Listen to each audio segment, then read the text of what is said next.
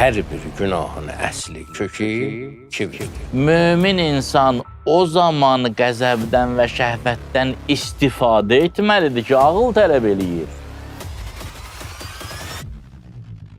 Böyük hədəflərə gedən yol təkcə bilgi ilə getmiyor.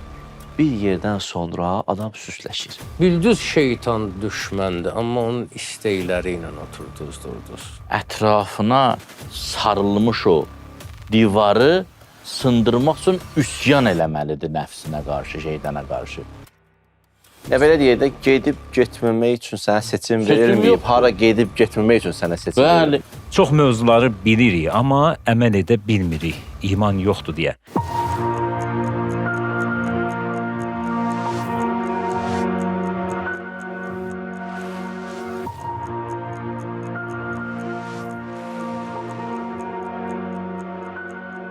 Bismillahirrahmanirrahim. Əziz və möhtərəm izləyicilər, Allahın salamı olsun sizə, hər vaxtınız xeyirli olsun, gələn günləriniz xeyirli olsun. Doğru yanaşma efirdədir. Bu gün də maraqlı söhbətimiz olacaq. Dəyərli, əziz ustadların gözəl söhbətlərini dinləyəcəksiniz. İlk öncə xahişimiz budur, proqramı paylaşın dostlarınızla, onlar da izləyə bilsinlər. Mən ustadları sizə təqdim etmək istəyirəm. Salam olsun əziz dəyərli ustadlarımıza. Axund Azər Sani, Hacı Mircəfər Eyyubov, Hacı Ramil Bədəlov, dəyərli ruhani alimlər, ilahiyyatçılar, xoş gördük sizi. Allahın salamı olsun sizə bir daha. Mən istəyirəm ilk öncə sualları səsləndirim. İnşallah sonra bölüşərik, cavabları eşidərik. Necə edək ki, zehni məlumatlarımız qəlbi inanclara çevrilsin. İmanımız artsın. Çox mövzuları bilirik, amma əməl edə bilmirik. İman yoxdur deyə. Bilgi həddində qalır. Öz bilgilərimizin əksinə hərəkət edirik adətən. Necə edək ki, bu məlumatlar mərifətə çevrilsin və necə etmək olar ki, əqlimiz qəlbimizlə vəhdət təşkil etsin. Bunların yolu nədir, amilləri nədir və imanın nişanələri və nəticələri nədir? Biraz çox oldu elə biləm sual, amma ustadlar üçün problemi yoxdur. Söz sizdədir inşallah. Buyurun. Bismillahirrahmanirrahim. Əvvəla insan birinci düzgün baxmalıdır. İkinci düz bildiyinə əməl eləməlidir. Bir əqli nəzəri var, bir əqli əməli var. Bir şeyi həqiqət bilirsən, bilirsən ki, bu düzdür. Və ondan sonra başlanır,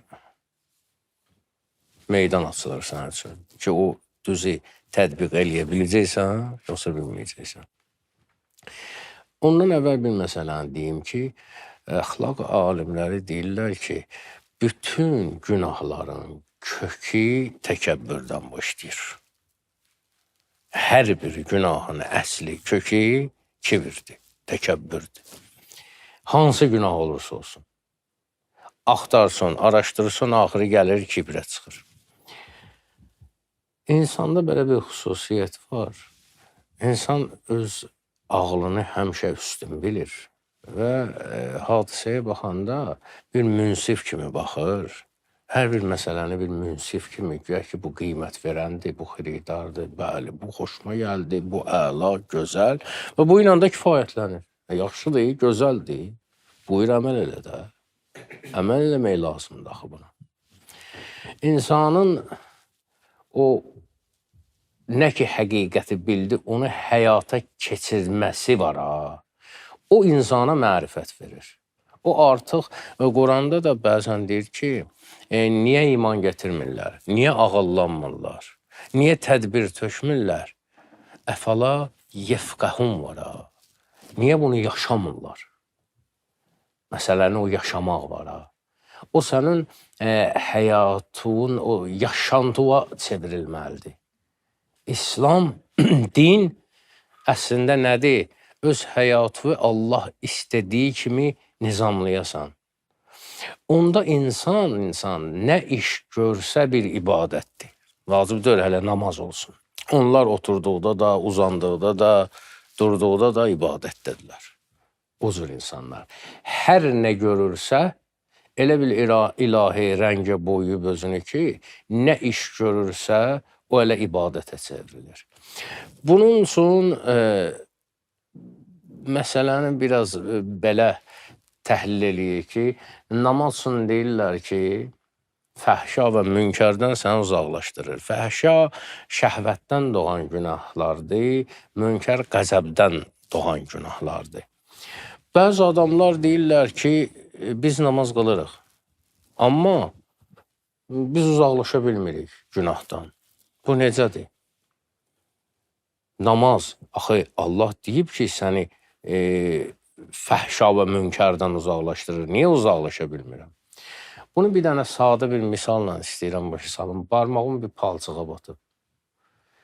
Bir stəkan su kifayət eləyir bunu yumağa. Amma əlim bütöv batanda biraz artıq su lazımdır. Amma bütün bədənim buna batanda Daha çox. artıq başqa üsullardır ki, daha yeyib çinmək lazımdır. Bunun məsələləri böyüyür artıq. Bizim gördüyümüz işlər var ha.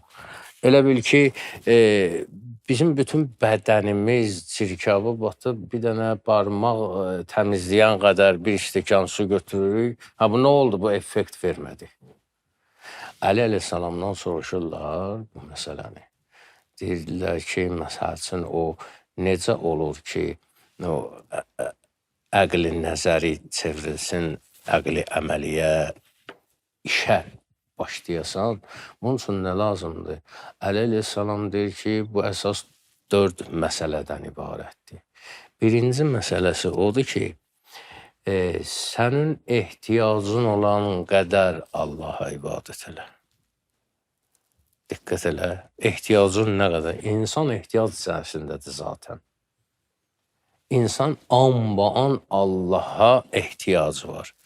Allaha deyir ibadətdə ehtiyacın nə qədərdir? O qədər. Bu bir. Deyir ikinci, günahı, o günahı elə günah ki, onun nəticəsinə nə edə bilərsən? Dözə bilərsən, cəzasına, əziyyətinə dözə biləcəyin günahı elə. Mümkündürmü bu? Bu da dolaşı yoluna o demək ki, günah eləmə. Yolların deyir, ha, sual verirlər, yolların deyir. İbadət və elə günah ki, Allaha nə qədər ehtiyacın var o qədər. O günah elə günah ki, o günahın arxasında dayana bilərsən, yəni sonucuna qatlaşa bilərsən. Dünyayla münasibətdə belə ol günah ki, dünyada nə qədər qalacaqsan, o qədər xidmət elə dünyaya. Və dünya ömrü də ki, Quran-ı Kərim nə qədərdir ki, çox azdır. Və axirət məsələlərini isə nə qədər qalacaqsan, o qədər düşün, o qədər tədbir tökünəm. 4 dənə yol deyir və özü də deyir ki, bu 4 kəlmədir deyir. Bu 4 kəlmədən ibarətdir. Ondan qalanı da ki, demək olar ki, onun necə deyərlər, bərbəzə idi, ondan çıxan nəticələrdir. Əsas məsələ, əsas həmən o 4 dənə məsələdir. Ki, bu haqda biraz da geniş danışmaq olar, ancaq inşallah ki, bölüşməkdə tək mən danışmayayım da, yəni. Çox qəşəng. Təşəkkür edirəm. Əvvəla mövzu elə biləm çox yaxşı mövzudur, həm də elə Ramazan ayına yaxın bir ərəfədə belə mövzular daha aktualdır və çox ehtiyaclı mövzu kimi düşünürəm bu mövzunu və Axunddan Allah razı olsun. Yaxşı mövzulara toxundu. Seyidimiz, Seyid ağa da inşallah buyuracaqlar fikirlərini. Qəşəng sualdır əslində ki, necə eləyək ki, biz zehni məlumatlarımız qəlbi mərifətlərə çevrilsin də. Yəni, təkcə bilgi şəklində qalmasın da, söz, hərif şəklində qalmasın. Söz, hərif materiyadır da, o metafizika o qədər təsir eləyə bilməz ki, qəlb təsir eləyə bilir də o bir aləmə. Çünki qəlb ora aiddir. Ona görə də biz eləməliyik ki, bu zehni məlumatlar qəlbi inanclara çevrilsin. Yəni, bir sözlə imana çevrilsin. Bu üçün axın bir yoldur, yaxşı, gözəl bir mövzuya toxundu. Əhl-i Beytin, əleyhissalamın dilindən deyilsən. Və məndə bir neçə alimin bir fikri var. Əslində 4 dənədir. Mən hamısını indi demək istəyirəm elə birimizlə danışaq da. Bir yol deyirlər ki, necə eləyək ki, bu məlumat qəlbimizin mərifətinə çevrilsin. Adını belə qoyub böyük ustadlar, təlqin deyirlər adına. Deyir ki, nəzərə al ki, ilk əvvəl elə belə başlamalısan. Adam bir dilində başlayır zikr eləməyə. Bizdə bir dənə böyük problemlərdən biri budur ki, biz birdən başlamaq istəyirik, hər şeyi həll eləmək istəyirik. Əvvəl vird olmalıdır, ondan sonra zikr olmalıdır da. Əvvəl belə bənzətmələri var əxlaq üstaddan. Deyir ki, elə bir ki, qəlb elə bir uşağa bənzəyir, özü dil açmamış uşağa bənzəyir. Dilinlə onu başlayırsan zikirləri ötürməyə o qəlbə. Necə görsən uşağa ana deyir, bala de ana. De ana, hələ demir, axı açılmıyıb da dili. Amma deyir, nəzərə al ki, uşaqdır hələ o qəlbə. Dili açılmayıb. Sən zikir ona təkrar elə. Zikir ona təkrar elə. Aramla belə. Qəlbivə təlqin eləməyə başla. İndi, mən demirəm, səhərdə axşamayacan, yox. Müəyyən vaxtlar da deyirlər, ələl xüsus. Gecə namazının vaxtı ərəfəsi. Fikir verirsiniz, gecə namazının 300 dəfə əl-əf kəlməsi var. Və yaxud tulu-eyn dillər də sübh azanından gün çıxana tərəf olan vaxt. Hər ikisi də Quranda da keçib bu vaxtlara. Və subh izə tənəffəs, and olsun sübhə. Ya məsələn deyir, İndə naşiyyətə leyli, ya əşəddu vətən və əqvamu qilən. Yaxşı fürsətdir, yaxşı vaxtdır, təbii vaxtıdır. Təbii. Yəni, o vaxt bir var görsən, bəzi vaxtlar, belə deyək də, iqlimə, şəraitə uyğundur. O vaxt bir əkin əkirlər, bir də var, yaradırlar ki, orada istini düzəldirlər, havanı və s. Bir süni yaradırlar. Bir təbiətin öz vaxtı olur o ərəfədə. Deyirlər, o gün içərisində ən yaxşı, o təbii vaxtlardan biri hansı vaxtı? Gecə vaxtıdır, o sübhdən sonraki vaxtı. Hətta məsələn, Yaqub Peyğəmbərin özü deyir, səvfə əstəğfir ləkum. O vaxtı var, eləyəcəm sizin üçün istiğfar. Xüsusi vaxt. Ələl xüsus məsələn, o vaxtı insan başlaya müəyyən o zikirləri dilinə gətirən. Məsələn, Allahın o adlarını zikr eləyə, Subhanallah, La ilahə illallah, Əlhəmdülillah, Allah kəlmələrini başlaya dilinə inəməyə, gətirməyə və dili ilə qəlbinə diktə eləməyə. Ələl xüsus çünki o vaxtda, axşamda dünyanın biraz cazibəsi azalır. Axşam o dünyanın çək-çörü çoxdur da, insanı o yana dartır. Biraz elə bir ki, məhdudlaşır onun cəzbi, cazibəsi, ziri, zinəti. Ona görə o vaxtı ələl xüsus deyirlər bizə. Çünki günün söhbəti dildarıda az söhbət olur. Gecələr aşıqın məşuqa üçün fürsət olur. Sağ ol. Eşq dərdinə düşənlər, yuxu bilməz gecələr. Hər kimin yoxdursa bu dərdi yatır, rahat olur.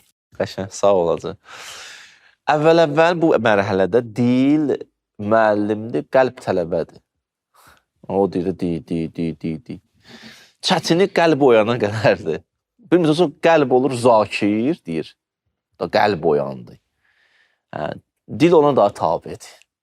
Artıq qəlb insanı hərəkətə gətirir. İnsan ki, qəlbi oldu zakir, Quranda ayə var, deyir, vəzkur rəbbəkə fi nəfsikə. Allah buyurur, o canınla zikr elə. Elə ki, can başladı danışmağa, başqa yerdə buyurur, qulləhum fi ənfusihim qavlən. Bəliğə olmalıdır, axırına baxmaq lazım. Deyir, Peyğəmbər elə danış ki, canlılara yetişsin. Fi ənfusihim, qulaqlarına yox. Artıq ki, can zakir oldu, can zikr elədi, daha müəllim candır, qəlbdir, ruhdur. O daha başlayır dilə dikt eləməyə. Daha qəlb deyir, dil başlayır Subhanallah deməyə. Qul kullun ya'məl ələ şakilətihi. Hər öz şakiləsinə uyğun əməl edir. Daha batin ki deyişildi, başlayır dilə neynəməyə, gözə, dilə komanda verməyə. Daha müəllim burada nədir? Candır. Tələbə burada dildir. Deyişildi, vəziyyət deyişildi. O deyir, özü onda deyir, şirinliyi də duymağa başlayırsan da, deyir, görsən, ana deyir, balaya dinən, ana demir, axırda deyir, dinə ana, birisindən o deyəndə, ana sevmiyor, axır dil açdım. O deyir, fərəh, sevinç gəlir anaya ki, şükür Allaha, balam artıq deyir, danışır. Ona görə buyururlar ki, birinci yolu budur ki, müəyyən bir vaxt təyin olunur. Məsələn, gecə vaxtı bir xüsusi müəyyən zikirlər ki, var tapşırılır. Vacib ibadətlərimiz öz yerində. Mən bunlar bilinir ki, zöhr, əsrin özü. O vaxtı ayırdım təfəkkürlə, asta, aram, qəlblə başlayırsan o zikirlər eləməyə. Və get-gedə bir dönəmdən sonra artıq bu qəlbin dili danışmağa başlayır. Get-gedə zehni məlumatlar qəlbi mərifətlərə çevrilməyə başlayır. Daha oradan keçirsən bu birisi mərhələyə, nəzəri ağıl, bayaq praktiki ağıl deyirdi Axund. Daha artıq praktiki ağıl hərəkətə gəlməyə başlayır. Elm mərifətə çevrilir. Cövhər hərəkətlə sanki materiya metafizikə çevrilməyə başlayır. Bu bir yolu mən hələ ki istədim, mən də bir fikir deyim. Davam inşallah indi söhbət əsasında Seyid Ağa da toxusun. Çox gözəl. Buyurun Seyid. Bismillahirrahmanirrahim. Allah razı olsun hər ikimizdən. Ümumiyyətlə, biraz bundan da istəyirəm əvvələ keçən ki, kimisə beynində sual yarana bilər ki, mən niyə bildiklərimi inanca çevirməliyəm? Bildiklərimi niyə inanca çevirməliyəm? Nə hacət var buna? Elə bilirəm, bu nəzəri olaraq, elmi olaraq ya çox bəhs olunmayıb, ya da ola bilər İslam dünyasında bəhs olunub, bizə çox gəlib çatmayıb ki, İslam təlimatları və realizm. Realizm fəlsəfi mənada, leksik mənada, anlamda. Yəni, reallığı anlamaq. Ki, bu həyat nə deməkdir? Bu həyat nə deməkdir? Bizim təəssüf ki, alimlərdən biri çox gözəl buyururdu. Buyururdu ki, biz nəzəriyyədə Musa aleyhissalam kimi düşünürük. Amma yaşayışda Qarun kimi, Firon kimi. Ya nəzəri olaraq inanc əhliyik, praktik olaraq materialist insanlar. Yəni, elə materiyadan ver, elə fiziki ləzzətlərdən, elə buna, hər şeyimiz buna köklənib, buna fokuslanıb.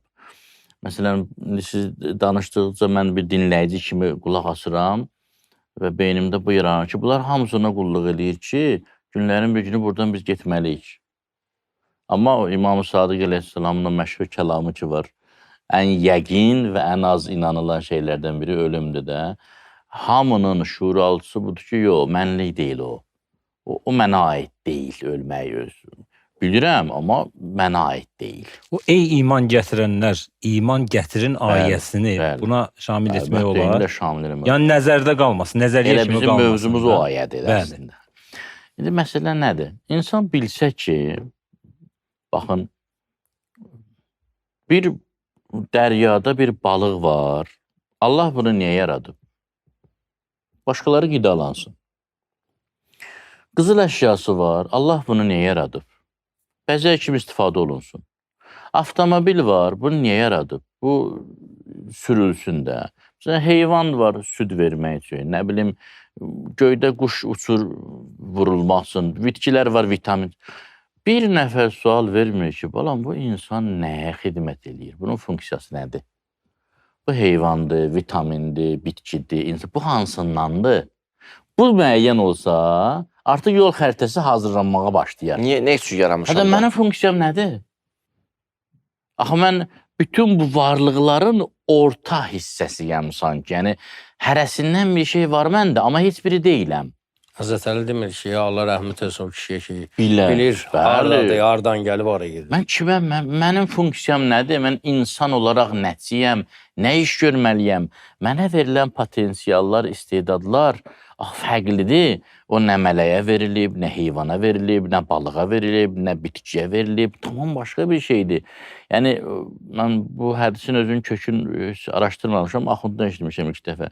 Deyir, Allah Teala bəzi ağılı zəif olan insanlara da sərvət verir ki, sərvətlilər elə bilməsinlər ki, ağılla qazanıblar. İmam Rıza aleyhissalam.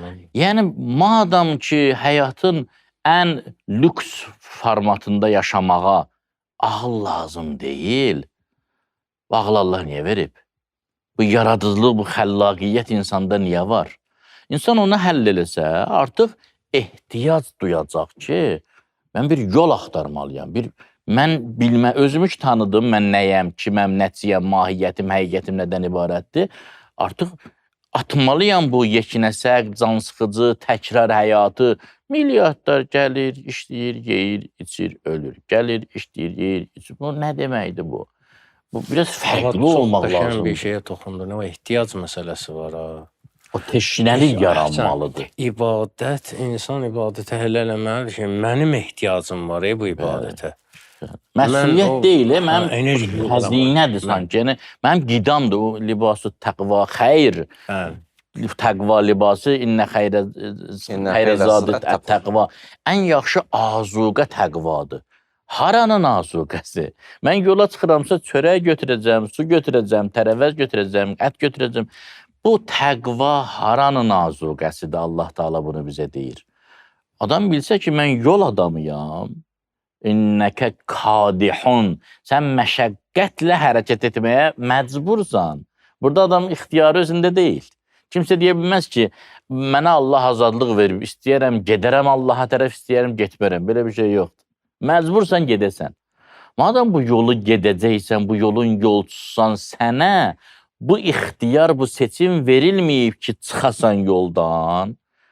İstəsən də, yəni üzünü Allah dərgahına tutsan da Allaha tərəf gedirsən, üzünü Allah dərgahına tutmasan da Allah tərəf gedirsən. Belə deyək də, gedib getməmək üçün sənə seçim verilməyib, hara gedib getməmək üçün sənə seçim Bəli, verilməyib. inna lillah və əslində heç... Raciun. Mən deyərdim ki, o da yoxdur. Çünki məyər ateist Allaha tərəf getmir. Bir sənə demək istəyirəm. Bir var, mən gediyim, getməyim, bu gedəcəm. İnnəkə kadihlə Rabbi kədə. Amma Cəlalı ilə görüşmək, Cəmalı ilə görüşmək sənin ixtiyarın. Necə gedim? Hansı qapıya gedim? Bunu təyin edəndən sonra, teşnəliyi özündə yaradandan sonra artıq başlayacaq yol xəritəsi və burada məlum olur ki, doğrudur. Bizim zehni biliklərimiz inanclara çevrilməsə, belə də əhəmiyyəti yoxdur. Amma bizim zehni biliklərimiz olmasa da heç nəyin əhəmiyyəti yoxdur. Yəni biz əvvəlcə özümüzü məlumatlandırmalıyıq, maarifləndirməliyik ki, mən nəticəyəm, kiməm, hardayam, ondan sonra başlamalıyam bu istiqamətdə iş görməyə və alimlərdən birinin çox gözəl bir sözü var, bilmirəm, hədisdir, bu nədir? Deyir ki, bilik var qüvvəsi ilə haray çəkib əməli çağırır. Bilik var qüvvəsi ilə fəryad qoparır ki, əməl. Yoxsa bu biliyin mənası nədir? Yəni, mən bilirəm ki, əlimi oda vura bilmərəm, amma vururam. Bu bilmək, Əli İslamın sözü var, buyurur, elmini əməl eləməyən adam alim deyil, cahildir. Savadsız kimi bir şeydir. Yəni, biliyinin nə xeyri oldu? Nə mənası oldu? Nə funksiyası oldu? Ağsaqqal məsləhət verir, deyir, torpağı əkib becərməsin, qoğurmağa değməz. Qoğurmasa onu əkib becərməyə değməz. Hədis istəyən də deyir ki, elm əməli çağırır, gəlsə əla, gəlməsə yar təhil, elm də köçür gedər. Bəli. Nə ehtiyac var ki, bu elm istəyən? Bunun ki, təsiri, ümumiyyətlə, dünyəvi elmlərə baxaq. Akademiyalarda, ali məktəblərdə, laboratoriyalarda, yəni bilik mərkəzlərində, təcrübə mərkəzlərində hansı elmə hörmət eləyirlər? O elm ki, tətbiqi mümkündür. O elm ki, realdır, yəni həyatda özünü göstərə bilir. Niyə görə fəlsəfi elmlər müasir dövrümüzdə çox da aktual deyil? Çünki müasir dövr material dövrdür. Materializmin, hətta dini camiələrdə də materializmin tüğyan elədiyi dövrdür. Burada nəzəriyyəni demirəm. Yəni, dindarların da mütləq əksəriyyəti materialist düşüncədədir ki, ver, dünya ver. Bu artıq fəlsəfə nədən danışır? İslami fəlsəfədən söhbət edir, hikməti mütaliədən. O söhbət edir əbədiyyətdən. Bunun əbədiyyət üçün planı yoxdur ki. Ona görə buna fizika sərf eləyir, riyaziyyat sərf eləyir, tibb sərf eləyir. O tətbiqi mümkün olan ki, o elm var. Məsələ də odur ki, Quran-ı Kərimdə ona görə hətta sırat-ül müstəqimdən də söhbət eləyəndə insanları misal gətirir, insan faktoru ki, filan insan, bax ona... Bu təcrübədən keçib, bəli, bu təcrübədən keçib, o bu cür adam olub. Belə adam olmaq istəmirsən, məsələ budur. Uğur buradadır. Yəni, bəli, o həyata keçirdəndə insan necə olur? 14 məsumun misal kimi göstərir. Və yaxud da ondan sonra onun yolunu gedən insanlar, onları misal kimi göstərilir ki, bu yaşayış budur da, bildik və əməl eləyəndə bura gəlib çıxırsan. Söhbət budur. Sonra Hacı Ramil deyən ki, təlqindən başlayırsan ki, Ümumiyyətlə bu təkcə dini təlimatlarda deyil. Bugün siz bir peşəkar psixoloqa müraciət eləyin, terapistə müraciət eləyin ki, bugünümüzün ən böyük xəstəliyi mənəvi psixoloji xəstəliklərdə əsasən insanların stresi, nigarançılığı, depressiyası, psixoloji pozuntu özdə bu zahirən xoşbəxt, bədbəxt görünməyə baxmır. Hamı da tüğyan eləyir. İlk sözü bilirsiniz nədir? Ged özünə təlqin elə. Eyni sözü Əli əleyhissalamın və digər məsumların hədislərində var. Əleyhissalam buyurur ki, səbr eləyin. Həzrət Əli buyurur, səbr eləyin. Mən həmişə deyirəm ki, Həzrət Əli əleyhissalamın ustalığı budur ki, sözü deyir, sözü eşidənin zehnində yarana biləcəyi növbəti sualın da cavabını verir. Buyurur, səbr eləyin. Ya da özünüzü səbr eləyən kimi göstərin. Esbiru əv tasabbəru. Ya səbr eləyin. Gördünüz səbr elə bilmirsiniz, səbrli adamın roluna girin. İlləm təkud həlimən fətəhəlləm. Gördünüz təmkinli ola bilmirsiniz, özünüzü təmkinli aparın. Hədislərdə niyə deyilir ki, əsəbləşmirsənsə dur, durmusansa yeri, halətini dəyiş, su iç, nəsə elə ki, yəni çünki ağıl, qəzəbi, şəhvəti idarə etsə insan kamildir. Qəzəb və ya şəhvət ağlı idarə etsə insan kamil deyil. Mömin insan o zaman qəzəbdən və şəhvətdən istifadə etməlidir ki, ağıl tələb eləyir. Nəinki mən çox əsəbləşdim, özümü itirdim. Özümü itirdim, yəni mən 10 saniyə dəli oldum. Bu müalicə olunması bir şeydir. Sən 10 saniyəlik xəstələnirsən hər dava düşəndə. Bunu həll eləməlisən. Biz gərək bu nöqtələrə, bu nüanslara diqqət yetirək ki, insan məcburdur kamilləşməyə. Çünki bizdən sorğu-sual kamillik ilə əlaqədar olacaq. Yəni biz deyənmərik ki, mən elə naqis gedim. Naqis deyirsən, səndən kamil gəlib söz. Zikr yada salmaq deyil. Zikr yada salmaqdırsa, elə o adam ki deyir, bir an özümlə çıxdım. Zikr onun üçündür ki, həmişə yadıma sal yenə. Çıxdın qayıt. Boş vaxt oturub zikr eləmək asandır axı. Heç nə yoxdur. Gərginlikdə də əsas. Nə şəhvətlik bir iş var, nə qəzəbli. Oturur nə qədər subhanallah deyirsəndir. Amma xatırlamaq o vaxt olur ki, artıq neylənsə üzbəüz çıxırsan. Onda Allahı xatırlamalısan və Allahın dediyinə əməl eləməlisən. Yox, gözləyirəm, müzakirə edirik, zikr edirik. Burada necə eləyək buraya gələk çataq, neyi təmizləyək ki? Deyir, elmi deyir, mən təmiz qəlbə verərəm, Allah deyir. Gərək qəlbi təmiz saxlayasan da. Bunun birinci şərti odur ki, havayı nəfsə uymayasan, müvəqqəti şeylərə uymayasan. Sənə o olmaz deyilən şeylər ki var, bunlar iki cürddə, fitri, fikri qanunlarda. Sənin fitrətin nəyə olmaz deyir? Yalana, oğurluğa, qeybətə və s. və s. Fikhün nəyə olmaz deyir? Bu olmazların hamısını birləşdirəsən və günahdan qaçasan, günah etməyəsən. Ondan sonra meydan açılır sənin üçün. Və bir də ona oxşar bir şeydir. Günah olmağı da günahdır. İnsan gərək bu işlər üçün adətdən uzaqlaşsın.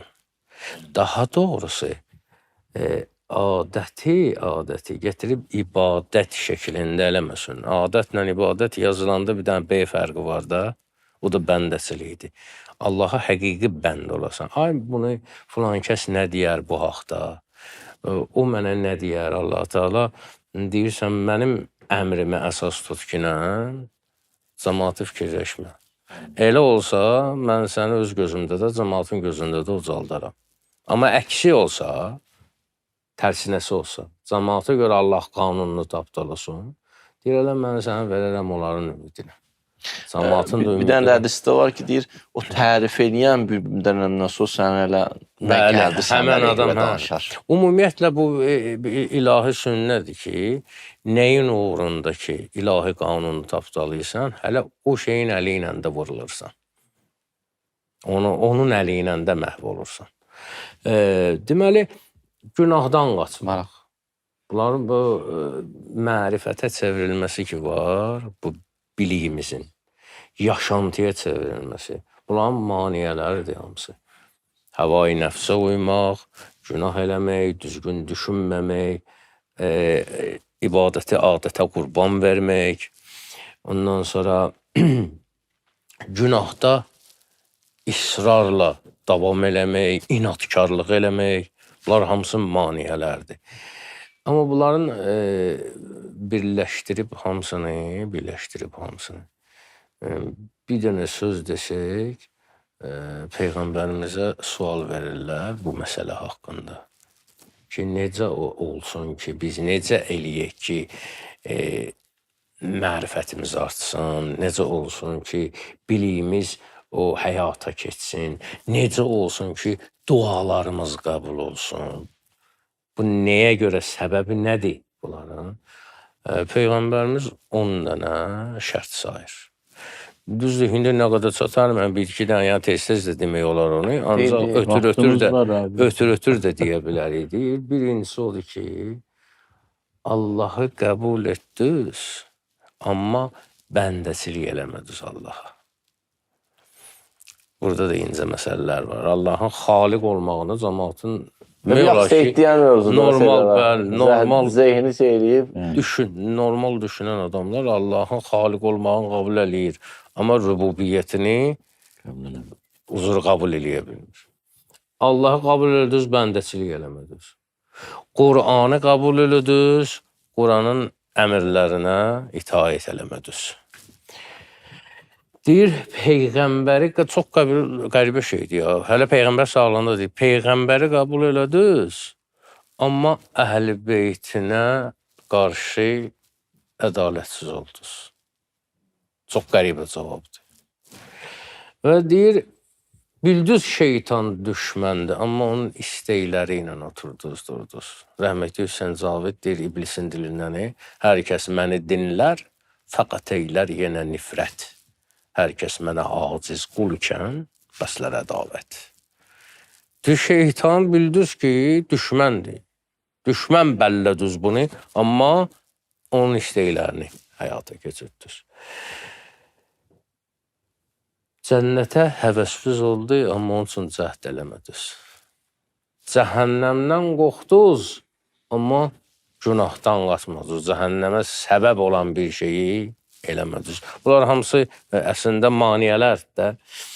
Deyir, dünyaya bildiniz ki, bel bağlamaq olmaz. Amma var dövləti sevdiniz. Bilirsən, dünya vəfasızdır. Bilirsən, dünya keçid yeridir, körpüdür. Amma vara, dövlətə, dünyaya bağlılığımız çox oldu. Əslində, əksin olmalıdır. Dünyanın bütün neymətləri gözəldir, neymətdir. Hər şey, dünyada nə var, hər şey neymətdir. O, haram olan ona bağlanmaqdır. İnsan yerə bağlanmasın. Və ölümü bildiniz, amma hazırlaşmadınız. Bildiniz ki, ölüm haqdır. Bəyək, ağa misal çəkdi İmam Sadıq Əleyhisselamdan. Əli Əleyhisselam nə deyir? Ölüm qədər şəkkə bənzəyən həqiqət yoxdur. Bildiniz ki, ölüm haqdır, hazırlaşmadınız ona. Cəmaatda eyib axtardınız. 9-cu şərtdir bu. Cəmaatda eyib axtardınız, amma öz eybinizə baxmadınız. Bu avtomatik belə olur ha. Başqasında eyib axtaranda öz eybini başlayırsan görməməyə. Və əcəb limən iştəğalə biyubən nas və huvə qafilun an biyubən nəfsi.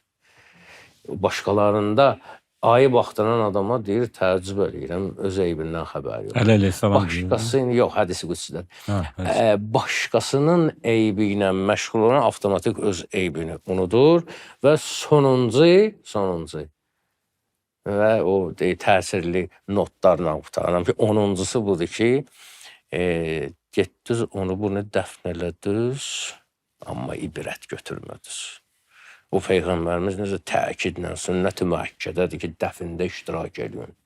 Orada bir dənə mənzərə var ki, bir adam şəhriyardadır da, bir adam köçürsə əgər həyatdan, sən elə bilmə ki, bircə can gedir.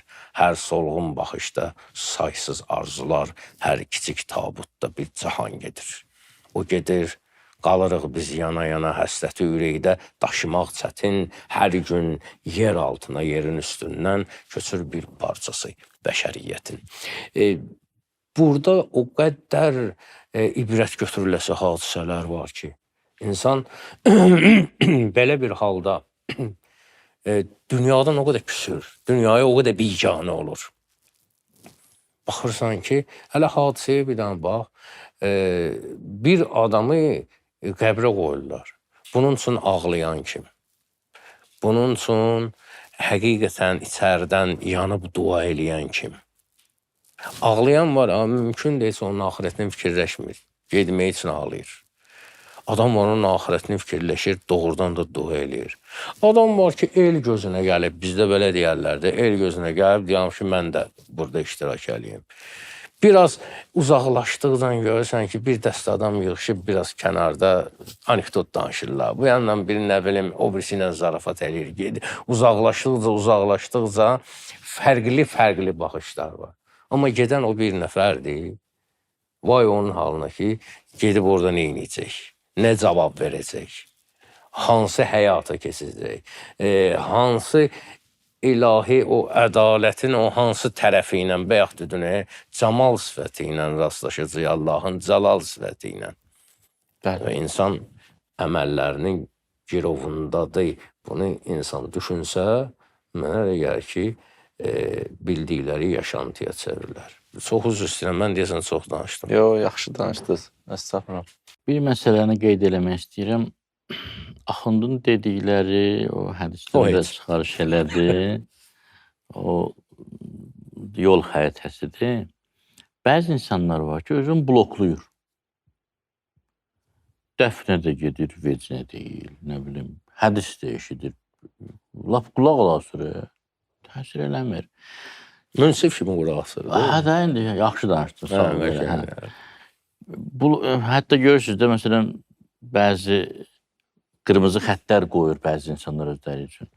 Ölümdən danışmaq olmaz, uğursuzluqdan, ibrətdən danışmaq. Yəni, elə bir vəziyyət yaradır ki, sanki dünya hamısı ağılsızlardır. Bir dənə bu ağıllı bir teritoriya yaradıb, özü məntəqə yaradıb, region yaradıb da. Ki, burada ancaq bunun qanunları keçir. Mən həmişə bunu deyirəm ki, o adam ki, Allahı, mələyi, ölümü qəbul eləmir, onun şuuralısında bu var ki, mən qəbul eləməsəm, mənim canımı almayacaqlar. O möminlərin canıdır o, yəni cənnət, cəhənnəm, can almaq, ölüm, qardaş, hamının canını eyni mələk alır və hamıya o əzab veriləcək günahkar olduğu təqdirdə. Problem budur ki, bəzi insanlar özlərini blokluyurlar. Bəzi hədislərdə var ki, şeytan bəzi insanı yumurtanın qabığı yumurtanı necə əhatə eləyibsə, o şəkildə əhatə eləyir. Əxatat bihi seyyiatuhu Qur'an. Qapını döyməklə, o yumurtanın divarını döyməklə sındırmaq lazımdır. Döyməklə düzəlmir. Yəni, insan ətrafına sarılmış o divarı sındırmaq üçün üsyan eləməlidir nəfsinə qarşı, şeytana qarşı. Xahiş eləməklə, yalvarmaq belə getmir. Qarşı tərəf həddən artıq peşəkardır. Yəni, şeytan, nəfs həddindən artıq peşəkardır. Bizim dünyaya bağlılıqlarımız, o saydıqlarımız ləzzətlər həddən artıq qalın divarlardır. Onu sındırmaq üçün baş işlətmək lazımdır. Peşəkar olmaq lazımdır. Yəni, yola verməklə, bugün 4 dəfə zikir dedim, şükür Allah. Belə şeylər nə olmur? O qədər doldurmalısan həyatını mənəviyyatla ki, o divarı yavaş-yavaş məhv eləməyi bacarsın. Bütün bədən palçığı var, bu da bir stəkan suyuna əmələ şeydir. Bəzən hətta bəzi insanlar var, o rekordlar kitabına da düşür ki, 50 ildir bu çinmir, məsələn, yuyunmur. İndi onun gərək dərisini gərək, məsələn, şükür qalıyəsən, nə inəyəsən ki, su da kifayət deyil. Bəzi xəstələr var, o yandırmasan mikrobu yayılır. İnsan peşəkar olmalı. Peşəkarlıq nədən yaranır? Peşəkarlıq məşğuliyyətdən yaranır. Bir oğru nə zaman peşəkar oğru olur? Çox oğurluq eləyəndə. Bütün sahədə. Bütün sahələrdə belədir. Bir şair nə zaman yaxşı şair olur? Çox şeirlə məşğul. Bir təqvalı olmaq istəyən də o zaman peşəkar olacaq ki, Çox işləsin bu sahədə. Günahdan çox qaçsın. Çox qaçsın, elmi şəkildə çox maarifləndirsin özünü, çevrəsini, mənəvi çevrəyə çevirsin, gedib gəldiyi yerlər, mənəvi yerlər olsun. Ümumiyyətlə, adam özünün həkimi olmalıdır, burada özünü göstərir. Məsələn, bu adam istəyir cümə günü geçsin cümə namazına, məsciddə. Görür ki, ürəyimdən keçmir. Və bəhanə axtarır ki, bir məşğuliyyəti olsa getməsin, üzür yaransın. O onun özünə sual verməlidir. Niyə? Məndə bu mərəz hardandır? Mənim niyə xoşum gəlmir Allahın evindən, Allahın söhbətindən, Allah sözünü deyənlərdən? Bəzi insanlar var, o ruhaniləri, mənəvi insanları görəndə elə bil ki, məsələn, qutuda ilan görür, belə var qüvvəsi ilə qaçır. Görürsən, şəhərin o başında bir klub var, oranı tanıyır, evinin yanındakı məscidi tanımır, məsələn, bilmir. Soruşurlar ki, evinizin yanındakı məscidin qapısı hardığını bilmir. Sabirdən misal da gətirir, harada müsəlman görən. Hə, ondan misal gətirir. Sabirin o bir sözlərini misal gətirmir. Ki, insan peşəkar, bunu istəyirəm ki, çox, hətta siz də müzakirə eləyin, görün nə. İnsan peşəkar möminə çevrilməsə şeytanla bacarmaz. Bu aksiyomadır. Yəni, biraz təqva, biraz günah, biraz savab, biraz məsiyyət, bununla gah-nara, gah-muxa vurmaq. Hətta hədislərdə də var ki, o adamlar ki, gah elə olurlar, gah belə, onlar daim təhlükələdilər ki, hansı halda öləcəklər? Savab alında ölsə heç, birdən günah alında ölsə, küfürlə dünyadan keçmək təhlükəsi var. Çünki günah halında insan mömin olmur. Özə hədislərdə var ki, o vuruşmaq var o şeytanla. 2 dənə şərti var. Biri olmasa alınmaz. Biri Allaha sığınmaqdır. Çünki o hər tərəfli qabaqdadır səndən də. Ona görə Allah deyir, şeytan zəifdir. Çünki sənin arxında mən gəlmişim. Birinci Allaha sığınmalıdır. İkinci, şeytanla heç bir variantı keçmir. Ancaq qəzəb. Ona görə deyəndə də Auzu billah, bu Allaha sığınmaqdır. Şeytanə racimsə o qəzəbdir. Mütləq Allaha sığınmaq və şeytana qarşı qəzəb daşlamaq. Daşlamaq, xahiş eləmək, qışqırmaqla olmur, daşlamaq. Hə ki, mən də ona variant eləyim, mən də ona hiylə eləyim. Yox, hara hiylə eləyirsən? O bu işin daha mütəxəssisidir. Bələm bağıraları yerə vuran deyir şeytan. Və bir də şeytanı qovmağın, axın ikisini dedi, birini də mən əlavə eləyim.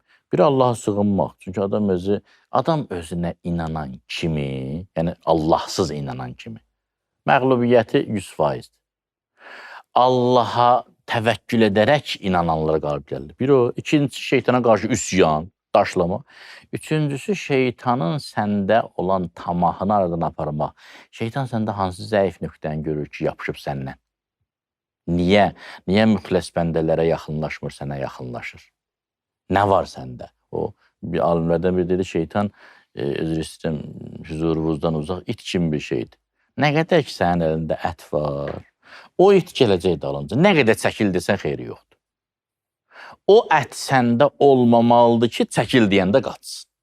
Nə qədər ki, səndə tamah var. Deyil bu, Peyğəmbərimizdən ki, şeytan Allah dərgahının itidir. Bəli, kəlb-i müəlləm deyirlər də, yəni təlim görmüş it. Kim Allahla dostdur, o it onun cənnətə etməsinə vasitə olacaq. Amma kim Allahla düşməndə, o it onu qapacaq. O it onu sancacaq və Allah dərgahından uzaqlaşacaq.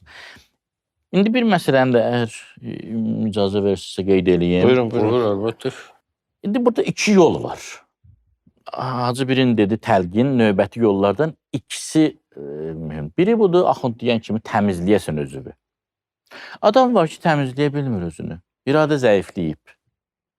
Bədən xəstəliklə dolub, mənəvi xəstəliklərlə. Çətin gəlir. Hətta o düşüncədə deyil. Dediyim kimi bloklayıb. Amma istəyir ki, çıxsın bu blokdan, bu hasardan, bu zindandan çıxsın. Ey bülbülü qüdsi, nə giriftar qəfəsdən, sındır qəfəsi. Qapısını axtarma. Sındır qəfəsi taza gülistandır.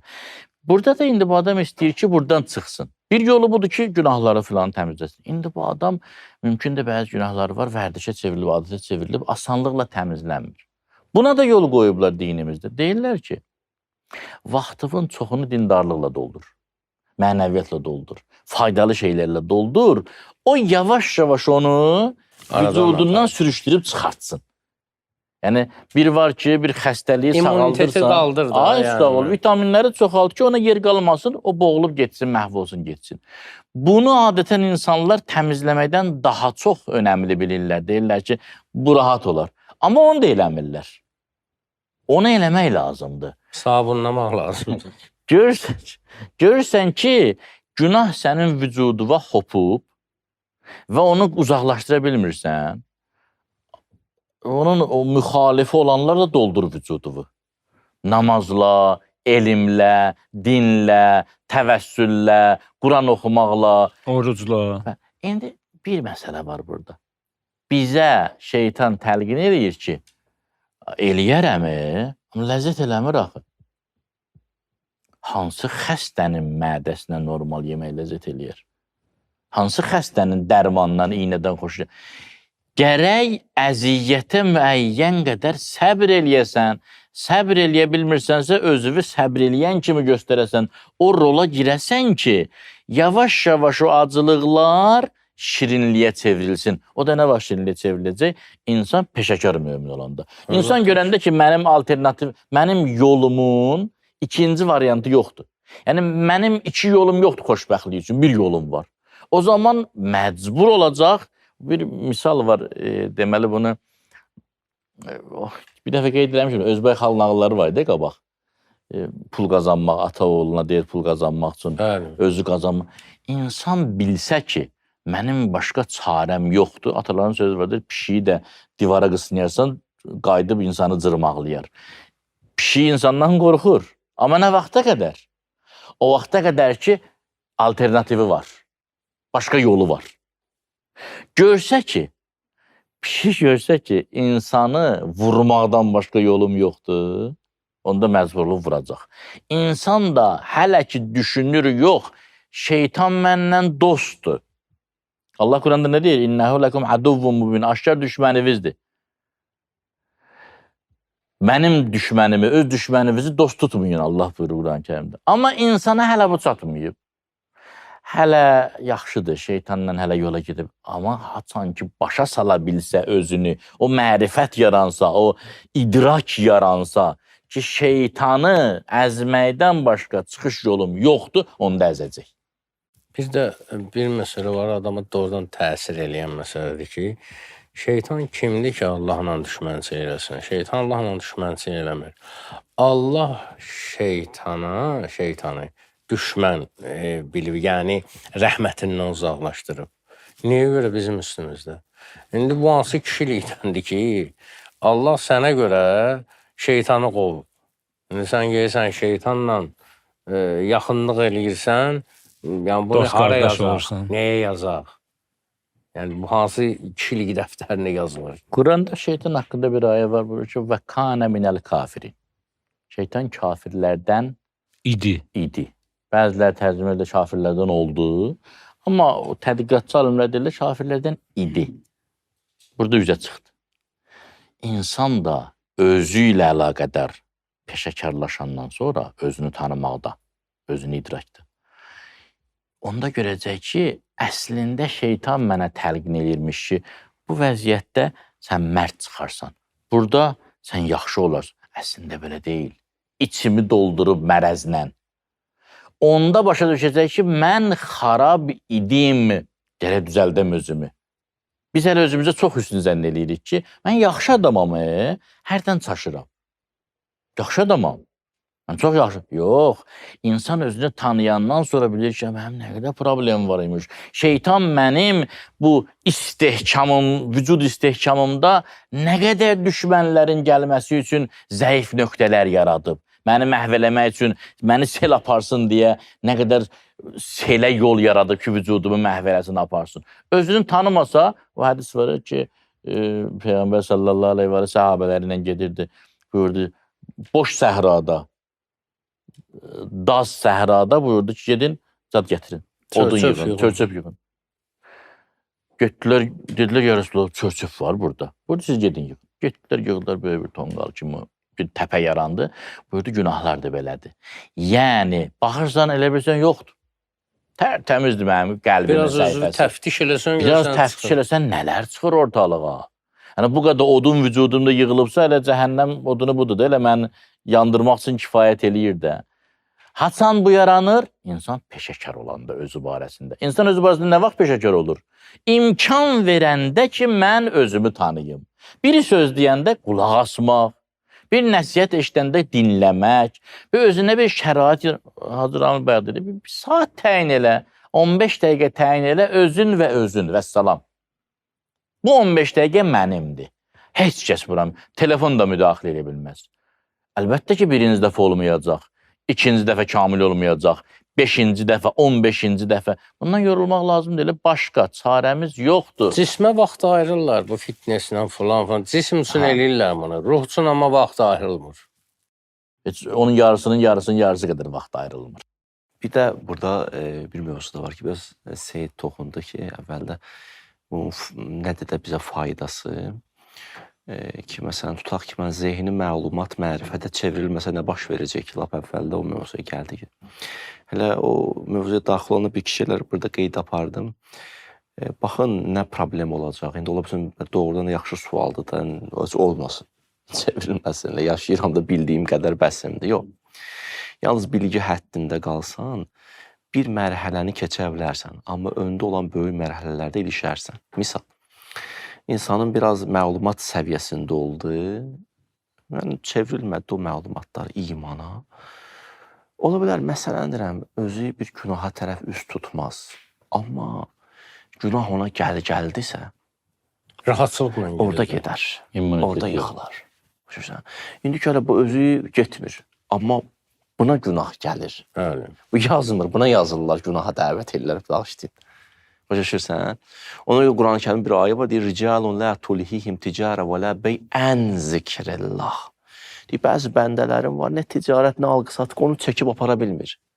Yəni ticarətlə də məşğuldur. Məşğuldur, alqı-satqı ilə də məşğuldur, amma bəli, onu çəkib aparmır. Bir var Quranda günahdan çəkin mövzusu var. Bir də var, deyir, bəzi bəndələrim var, nə nusrif anhu əs-su'ə vəl-fəxşa. Günahı ondan uzaqlaşdırmışam. Bəli. Yəni, günah nə zaman insana uzaqlaşır? Da insandakı iman bir həddə gəlir, oturuşur vücudda. Daha günah da ondan fasilələnir, uzaqlaşmağa başlayır. Məsələn, Qəd əfləhəl müminunda hum ənilləğvi murizun ayəsi var. Eraz ona deyirlər ki... Boş işlərdən də əl çəkir. Hə, eyni zamanda da eraz ona, bir müfəssir belə izah verir, dedi ki, eraz odur ki, bir var adam günahı eləmir, gözü orada qalıb. Bu eraz eləməyib. Meyli oradadır. Meyli oradadır, ruhu oradadır. Hər an çaşa bilər. Hər an ilişə bilər. Eraz odur ki, daha mənlə onun arasında fasillər var, uzaq, o daha mən, heç meylim də yoxdur daha, məhəbbətim də yoxdur.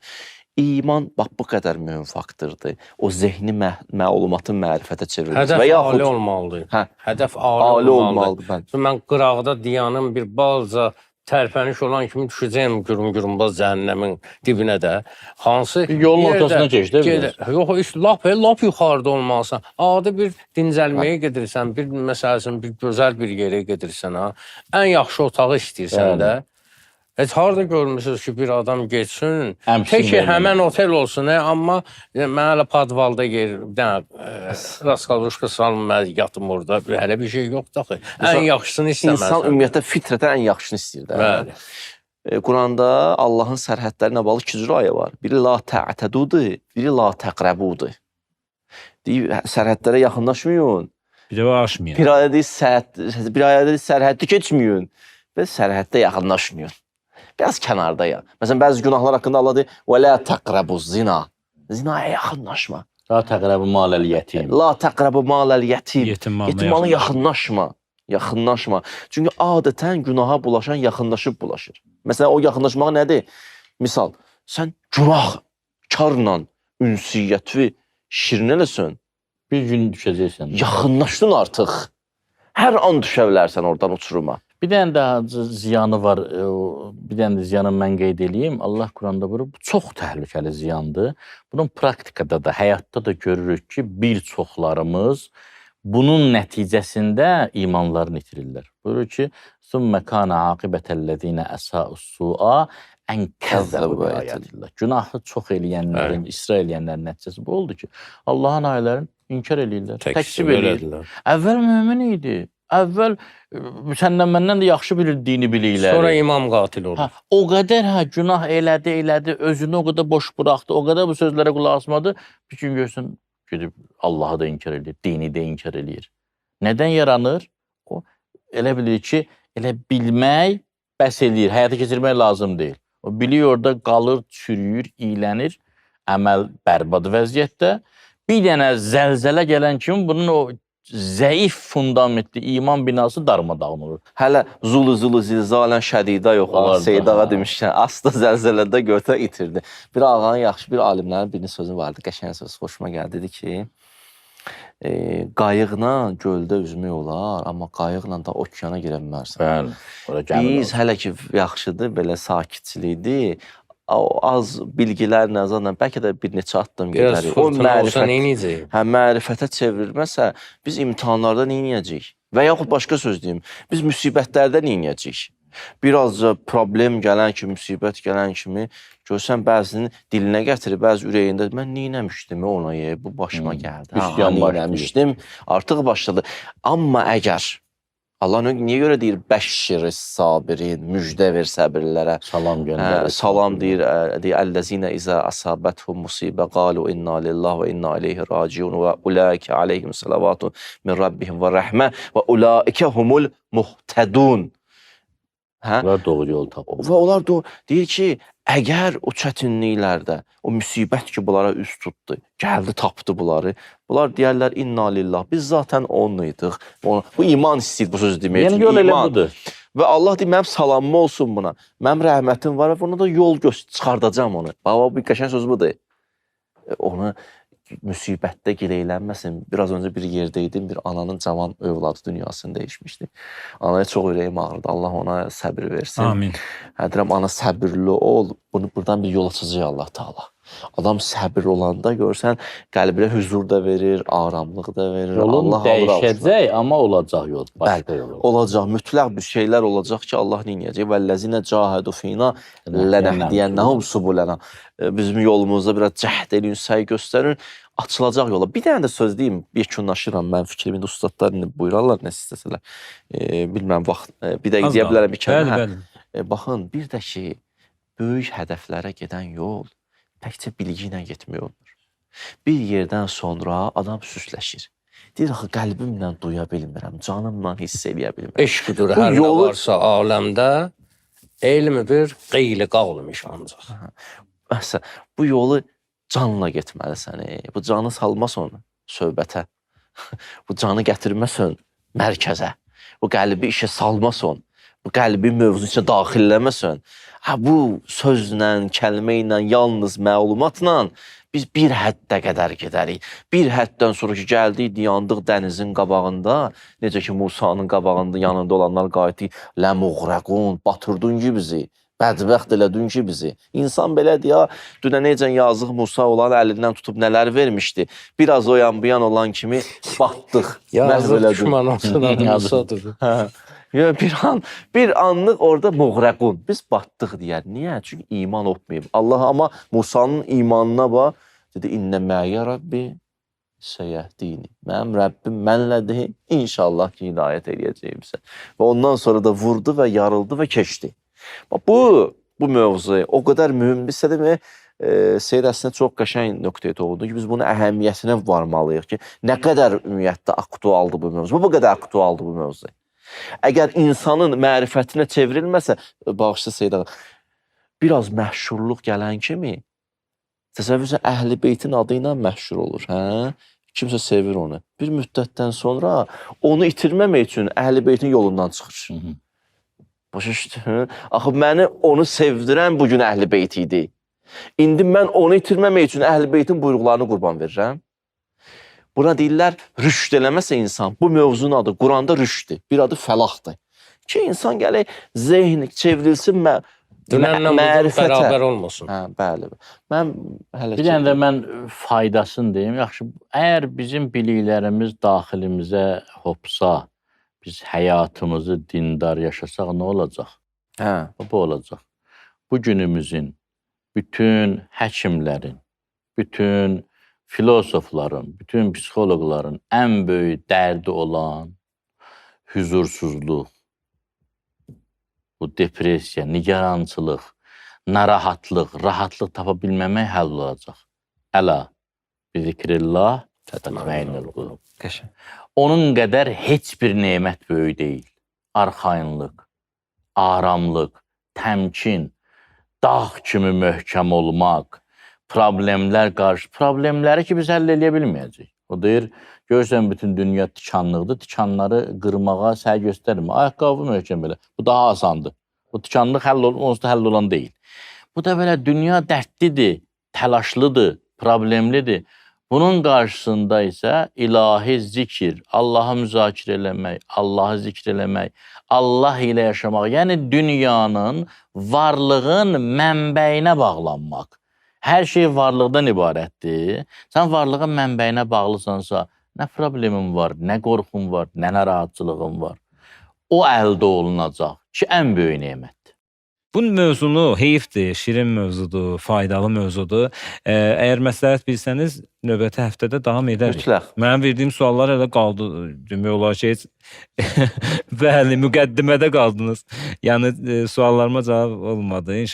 Daha doğrusu biraz pis çıxdı. Suallara kifayət qədər cavab oldu, amma sual çox idi. Hamısına cavab olmadı. Maşallah olsun, o qədər gözəl mövzunu əda elədiniz. Bəzən Quranda belə bir mövzu var. Sual verir ki, nə xəricdir? Allah deyir kimə xəricliyində. Allah sualda dəyişir, mövzunu dəyişir. Çünki mövzu bu idi. Buyurun. Allah sizi qorusun ustadlar, var olasınız. Allah ömrünüzə bərəkət versin. Əziz və hörmətli izləyicilərin də Allah ömrünə bərəkət versin. Növbəti həftə qismət olsa, sağlıq olsa görüşərik. Sağ olun.